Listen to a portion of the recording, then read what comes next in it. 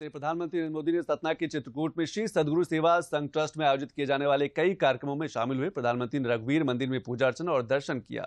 उन्होंने श्री राम संस्कृति महाविद्यालय का दौरा किया और ट्रस्ट के संस्थापक स्वर्गीय श्री अरविंद भाई मफतलाल की शताब्दी वर्ष के अवसर पर उनकी समाधि पर पुष्पांजलि अर्पित की। उन्होंने जानकी कुंड चिकित्सालय की नई शाखा का उद्घाटन किया। प्रधानमंत्री स्वर्गीय अरविंद भाई मफतलाल के शताब्दी के जन्म वर्ष समारोह के अवसर पर एक सार्वजनिक कार्यक्रम में भी शामिल हुए।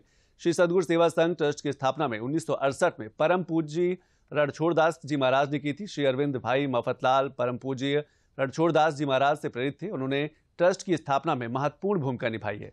अरविंद भाई मफतलाल स्वतंत्रता के बाद के भारत के अग्रणी उद्यमियों में से एक हैं, जिन्होंने देश की विकास गाथा में महत्वपूर्ण भूमिका निभाई। वहीं प्रधानमंत्री नरेंद्र मोदी चित्रकूट दौरे के दौरान तुलसी पीठ भी पहुंचे। उन्होंने कांच मंदिर में पूजा अर्चना की और दर्शन किया। उन्होंने तुलसी पीठ के जगत गुरु रामनंदाचार्य का आशीर्वाद लिया। वहीं प्रधानमंत्री ने एक सार्वजनिक समारोह में हिस्सा लिया, जहां उन्होंने 3 पुस्तकों यथा अष्टाध्यायी भाष्य, रामानंदाचार्य चरितम और भगवान श्री कृष्ण की रासलीला का विमोचन किया। मध्य प्रदेश के चित्रकूट में तुलसी पाठ एक अत्यंत महत्वपूर्ण धार्मिक एवं सामाजिक सेवा संस्थान है। इसकी स्थापना जगत गुरु रामभद्राचार्य ने वर्ष 1987 में की थी। तुलसी पीठ हिंदू धार्मिक साहित्य के प्रमुख प्रकाशनों में से एक है। कार्यक्रम को संबोधित करते हुए जगत गुरु रामनंदाचार्य ने प्रधानमंत्री नरेंद्र मोदी को अपना मित्र भी बताया।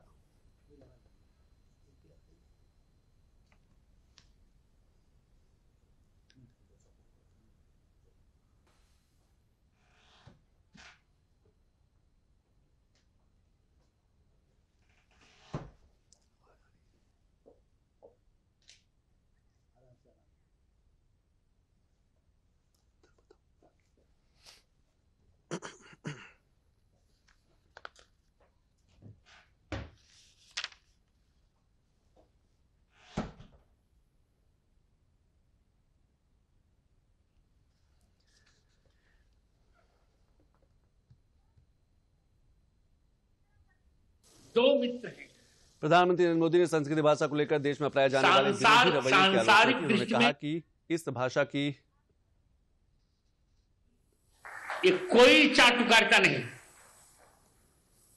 भारत के यशस्वी प्रधानमंत्री नरेंद्र भाई मोदी और अलौकिक मित्र हैं भगवान श्री कृष्ण।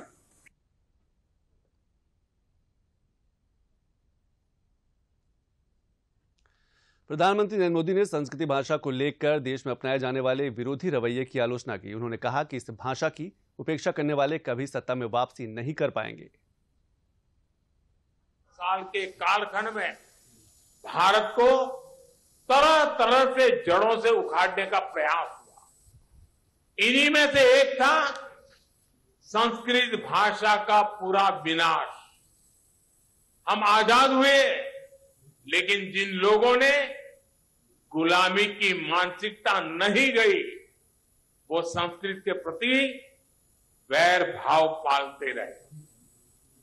कहीं कोई लुप्त भाषा का कोई शिलालेख मिलने पर ऐसे लोग उसका महिमा मंडन करते हैं, लेकिन हजारों वर्षों से मौजूद संस्कृत का सम्मान नहीं करते। दूसरे देश के लोग मातृभाषा जाने तो ये लोग प्रशंसा करेंगे, लेकिन संस्कृत भाषा जानने को ये पिछड़ेपन की निशानी मानते हैं। इस मानसिकता के लोग पिछले 1000 साल से हारते आ रहे हैं और आगे भी कामयाब नहीं होंगे।